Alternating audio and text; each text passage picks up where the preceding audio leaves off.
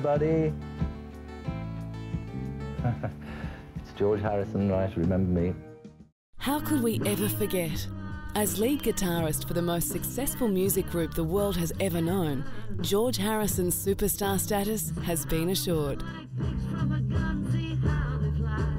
Known as the shy member of the Beatles, a quiet and unassuming figure beside John Lennon, Paul McCartney and Ringo Starr, George spread his wings after the group broke up and enjoyed a successful solo career. His tragic death in 2001 sent the world into mourning, but he left a legacy that will last forever.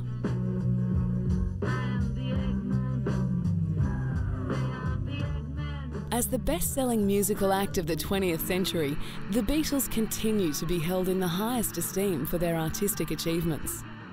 Known as the Fab Four, their contributions to pop culture are still evident, and their appeal to teenage girls sparked hysteria not seen since. Here are four of the nicest youngsters we've ever had on our stage. The Beatles, bring them on! Close your eyes. George had a reputation as the quiet one, and his interest in Indian music and philosophy influenced the Beatles' music during the late 1960s. Images of broken light which dance before me like a million eyes. They call me on and on across the universe. The early 70s saw Beatlemania come to an end, despite the band winning an Academy Award and Grammy for Best Original Song from a Motion Picture. George, who was the group's youngest member, was just 27 when the band split in 1970.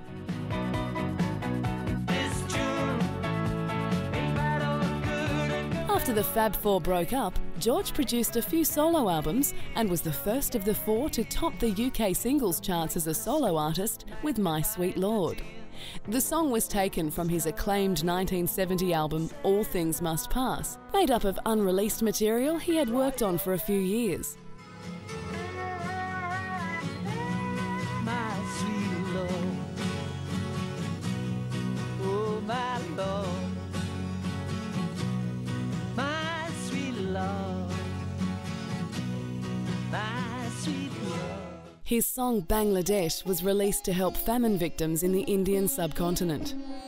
Mr. Harrison, with all of the enormous problems in the world, how did you happen to choose this one to do something about? Because I was asked by a friend if I'd help. George was alerted to the suffering by his friend Ravi Shankar and organised the Concert for Bangladesh. It was the first benefit concert of its kind, bringing together major stars to collaborate in aid of a humanitarian cause, and featured artists like Bob Dylan and fellow Beatle Ringo Starr.